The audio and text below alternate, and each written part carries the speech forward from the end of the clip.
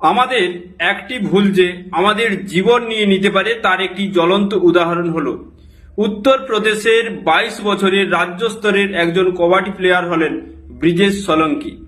তিনি কয়েক সপ্তাহ আগে একটি নর্দমা থেকে কুকুর বাচ্চাকে বাঁচিয়েছিলেন এবং বাঁচানোর সময় কুকুর বাচ্চাটি সামান্য তাকে কামড় দিয়েছিলেন। সেই কামড়টি তিনি অ্যাভয়েড করেন। তিনি জলাতঙ্ক প্রতিষেধক কোনো টিকা নেননি বা রেবিস ভাইরাসের টিকা নেননি। এর পরিণতি হলো ভয়ানক মৃত্যু। তিনি মারা যান 28শে জুন।